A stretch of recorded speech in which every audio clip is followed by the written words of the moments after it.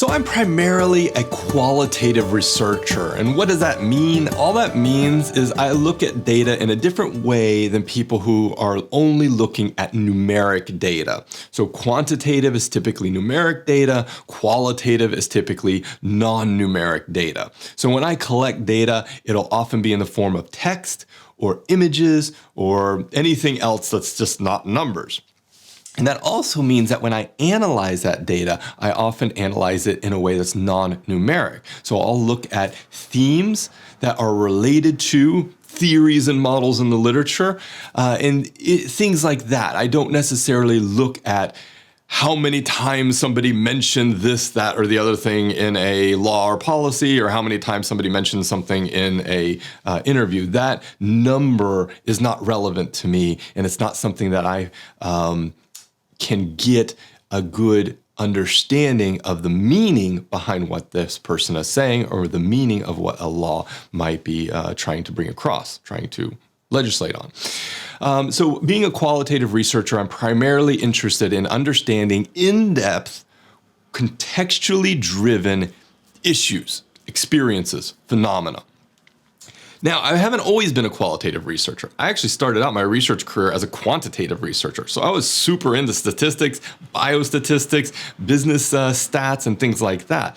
And even in my career as a health researcher, I was focused on randomized controlled trials, the gold standard of science in that field.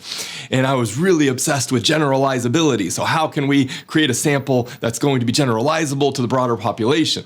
These are the kinds of things that I was really engaged with. I was doing meta-analyses, trying to get into the empirical data from a quantitative perspective, from a numeric perspective.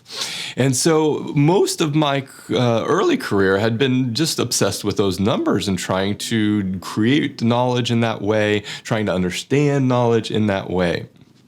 And it was only in my doctoral degree that I ended up making that switch. I'd never really had a bad opinion of qualitative research. A lot of times you'll have quantitative researchers who tend to kind of look at qualitative research as like a lesser form of research for some bizarre reason, as if there's only one way of sciencing, as if there's only one way of knowing something.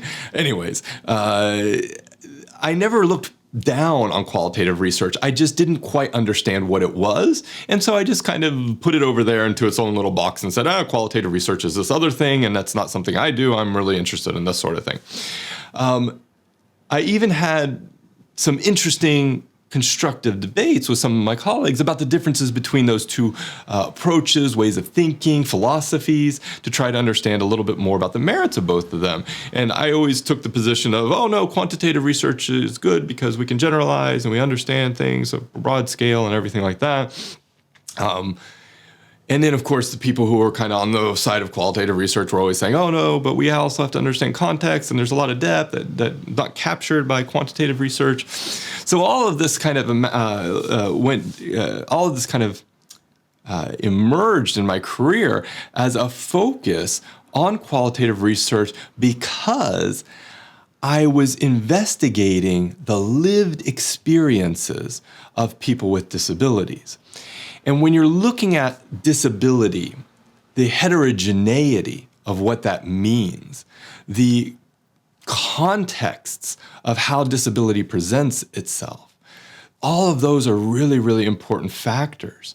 And so even though I initially approached my doctoral degree, my doctoral research, thinking, okay, we're going to try to quantify this in some way, I almost immediately realized that that's just not possible. Not only is it not possible, but in a lot of ways, it's not ethical to try to quantify a person's individual experience. And so I immediately kind of started taking a step back and trying to think about how I could do this research in a way that would be more effective for understanding a person's lived experience, their unique, contextually driven lived experience. And when I say lived experience, what I mean is that over the course of our lives, we develop proficiency in what it means to be us, ideally. And so understanding a person's, essentially their biography, is what I was trying to get at when I was doing that research. I wasn't trying to understand a snapshot of where somebody was in their life at that moment. I wasn't even trying to understand individual components of their life. I was really trying to look at what was their lived experience as a person with a disability. What did it look like through their entire life? And so when I would ask them to reflect on these sorts of ideas and questions, you got this very, very rich, very, very individualistic perspective on that issue. Now, of course, I didn't interview just one person. I interviewed about 50 plus people. So I got a lot of different perspectives on this issue, and I got a lot of different perspectives from different countries and different ways of life, different backgrounds, different professions, and things like that. So it was really a great opportunity to kind of massively open my mind to this new way of thinking, new way of doing research, and a new way of approaching knowledge by seeing that contextually driven, in-depth understanding of somebody's experience. And being able to collect data in that way and analyze data in that way and try to understand data that way was really empowering for me, because it made me realize that there's more to knowledge, there's more to understanding the world around us than simply being able to put a number on it. And I think there's a certain group of people out there who think that everything can be kind of quantified in some way, shape, or form. And I don't know if any of my viewers, listeners, followers are of that mindset. I hope not. I hope you keep an open mind, because I hope that you can understand that not everything in life can be quantified. You can try, but it may not be effective. And you can really put in a lot of effort to putting a number around something, but it may not be representative of that issue. And I think we fall into a trap if we're focused only on one or the other ways of thinking. And even really important, high-profile institutions that really put a lot of effort into quantifying things, places like NASA, can really benefit from being able to also understand individual, in-depth experiences, maybe not of individuals, but of processes that are being conducted. So I think there's so much value. Economists can get a lot of value out of understanding more qualitative aspects of their work and of economies. So I think there's a lot of value that our society can have on not just legitimizing, but acknowledging the legitimacy of more qualitative, in-depth, contextually driven data and information. So we really need a place for both in our world, in our work. We need to be able to work across those spectrums as well. I need to be able, as a qualitative researcher, be able to work with people who are embedded in more of a quantitative tradition. And I think people who are embedded in quantitative traditions absolutely have to have at least a reference point for understanding the basics of qualitative research. And that's something I tend to run into a lot in my area of research, is encountering a quantitative researcher who has never experienced, has no knowledge about qualitative research.